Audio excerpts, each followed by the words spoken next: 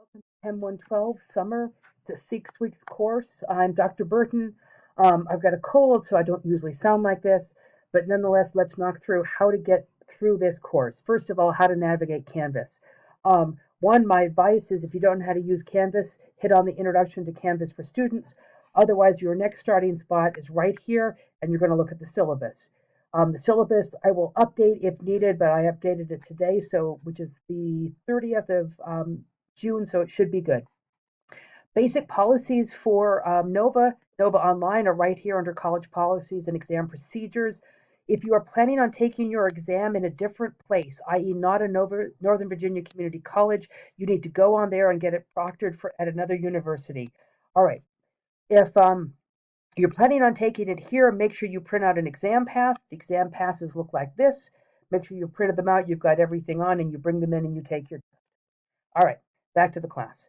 So, after you've looked at the syllabus and know what's going on, I would advise linking to the text here. So go to this next step, which is linking to the text, the online homework, the Zoom, and the Remind. So the text is OpenStax. It's right here. It's online. It's free. If you don't want to use OpenStax, you want to use a different text, that is absolutely fine. Most books are the same. Just follow the same chapter. Once you've got the book, click on Sapling Online Learning, and it's going to have you create a Sapling account. When you create a Sapling account, they are going to ask you to put in a code. The code is the course section, so it's E85A or E86A. Get going on that as soon as possible. If you're using financial aid, buy that from the bookstore. If you're not using your own money, get it from Sapling on Learning. It'll be $38. Online help sessions. I will have them probably virtually daily, particularly with Chem 112. It is more work than Chem 111. The information for the Zoom session is here. If you've had me before, it's the exact same Zoom session. In terms of the Zoom room, it would be most evenings. Otherwise, whenever you need me. Remind is a texting app. If you want to get a hold of me, contact me through Remind, and the link is right down here.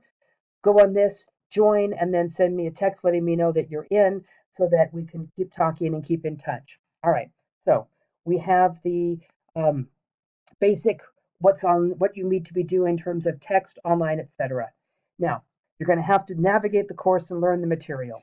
So to do that, start for the course material for each exam. So click on course material for each exam. I will tell you that there are errors in this. This has been locked, which means I cannot fix it, particularly when you get to the chapter section. My advice on going through, this is me. I would go to what to know for each exam.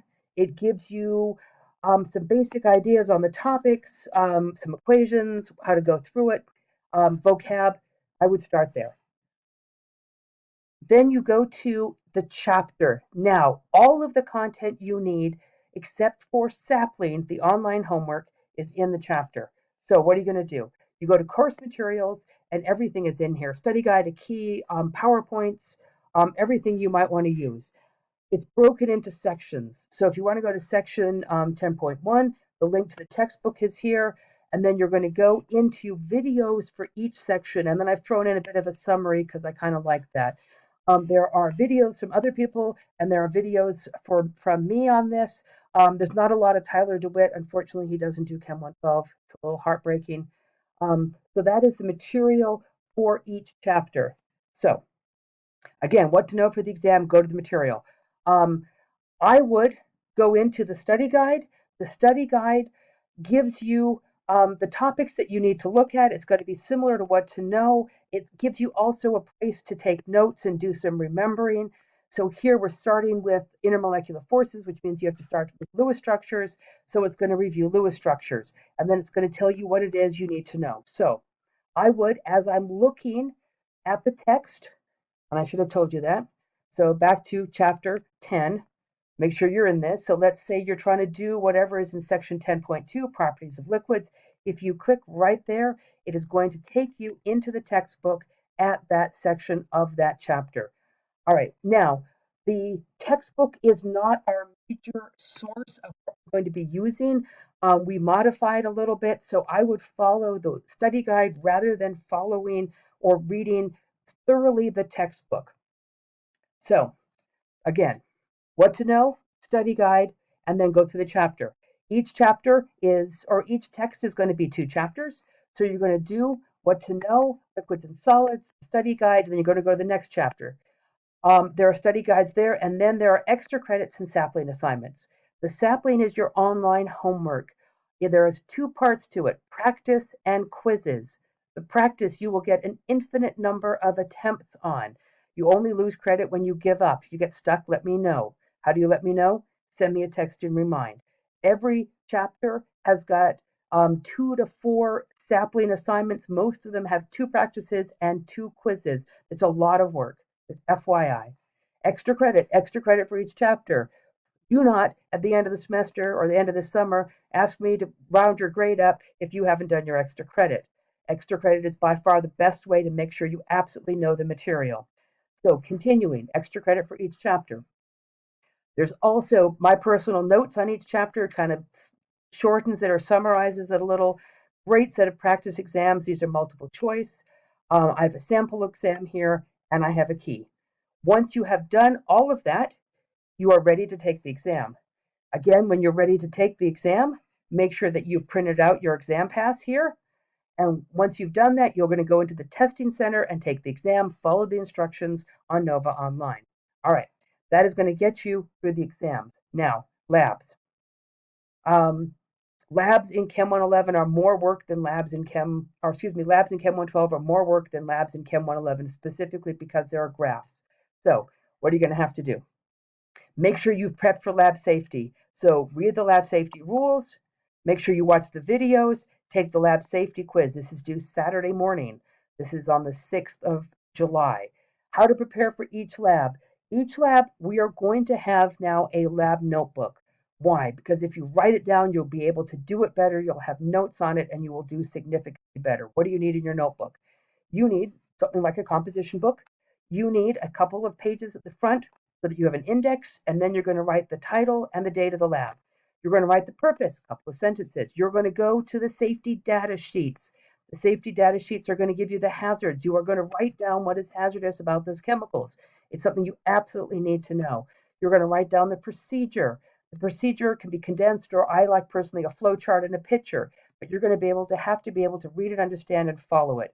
And then leave yourself some space so that you can write your data in as you go.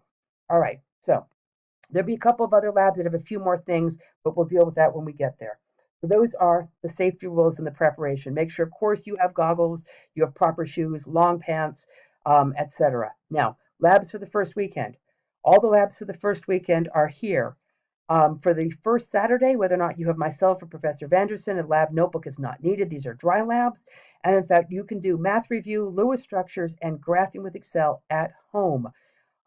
If you are a master with graphing with Excel, you can turn it into me online.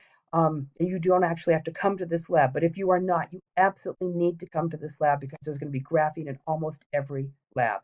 There are going to be formal lab reports. There'll be 2 of them. We're going to be starting with the second lab day, and we're going to do molar mass by freezing point depression.